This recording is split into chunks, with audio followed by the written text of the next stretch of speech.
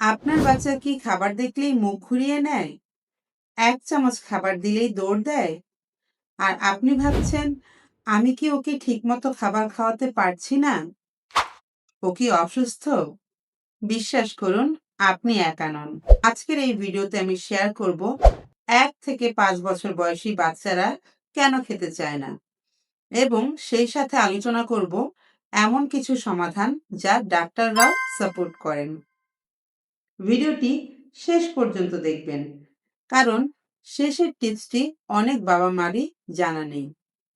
তার আগে এখনো যারা আমার এই চ্যানেলটি সাবস্ক্রাইব করেননি, সাবস্ক্রাইব করে দিন এখনই।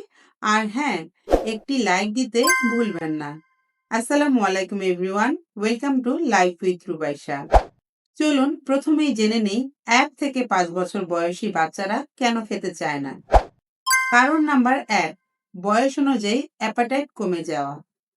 ১ থেকে ৫ বছর বয়সী বাচ্চাদের গ্রোথ সবসময় একরকম হয় না। এ সময় বাচ্চাদের দাঁত উঠে এবং তাদের উচ্চতা বাড়তে থাকে। এই সময়টার মধ্যে বাচ্চাদের খাবারের আগ্রহ কিন্তু কমে যায়।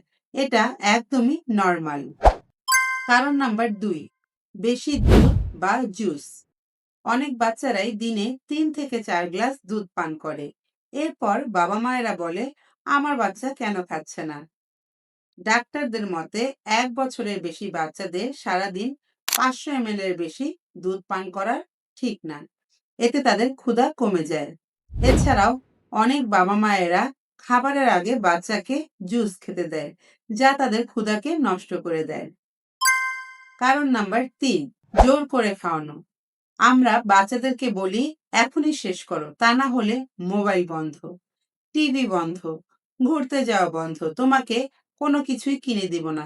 এর ফলে খাবারের প্রতি বাচ্চাদের ভয় এবং বিরক্তির সৃষ্টি হয় এবং খাবারের প্রতি তাদের আগ্রহ কমে যায়।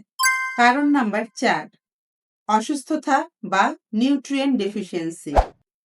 কৃমি, কোষ্ঠকাঠিন্য, আয়রনের ঘাটতি, ভিটামিন ডি ডেফিসিয়েন্সি হলে বাচ্চাদের খাবারের প্রতি আগ্রহ কমে যায়।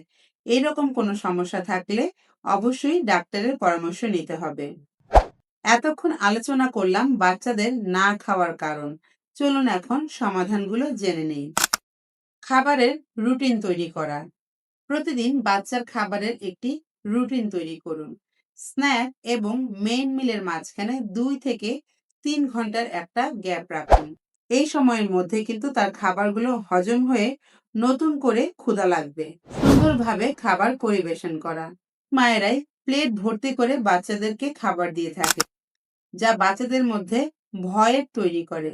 বাচ্চাকে একটি সুন্দর প্লেটে অল্প করে খাবার খেতে দিন। আর হ্যাঁ, অবশ্যই চেষ্টা করবেন রঙিন খাবার দেওয়ার।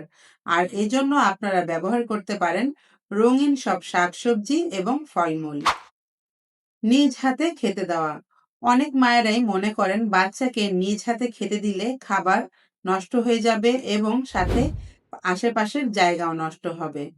খাবার নষ্ট হোক, জায়গা নষ্ট হোক, কিন্তু বাচ্চা যদি নিজ হাতে খাওয়ার চেষ্টা করে তখন কিন্তু খাবারের প্রতি তার কনফিডেন্স বাড়বে এবং খাবারের সাথে তার বন্ধুত্ব তৈরি হবে এবং এর ফলে খাবারের প্রতি তার আগ্রহ বাড়বে।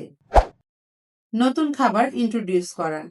মায়েরা যখন নতুন খাবার বাচ্চাদেরকে দেয়, অনেকেই এটা খেতে চায় না। ফলে মায়েরা জোরাজুরি করে, যা সম্পূর্ণই ভুল। আপনি নতুন কোনো খাবার বাচ্চাকে বারবার অফার করুন। বারবার অফার করার ফলে বাচ্চা একসময় ঠিকই ওই খাবারটা গ্রহণ করবে। এতক্ষণ আমি আলোচনা করলাম বাচ্চারা কেন খায় না এবং সেই সাথে আলোচনা করলাম তার সমাধানগুলো কি কি। তারপরও এখন যে সমস্যাগুলো বলবো, এই সমস্যাগুলো যদি আপনার বাচ্চার মধ্যে থেকে থাকে তাহলে অবশ্যই তাকে ডাক্তার দেখাতে হবে।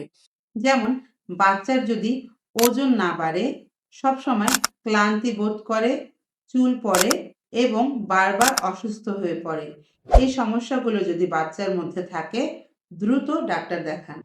একটি কথা মনে রাখবেন, আপনার কাজ হচ্ছে খাবার দেওয়া, বাচ্চার কাজ খাওয়া। খাবার কোনো যুদ্ধ নয়। খাবারের সাথে বাচ্চার ভালো সম্পর্ক তৈরি করুন। কমেন্টে লিখুন আপনার বাচ্চার খাবার খাওয়ার সবচেয়ে বড় সমস্যা কোনটি। আমি আবার আসবো নতুন প্যারেন্টিং টপিক নিয়ে। ততদিন সবাই সুস্থ থাকুন, বাচ্চাকে ভালোবাসুন।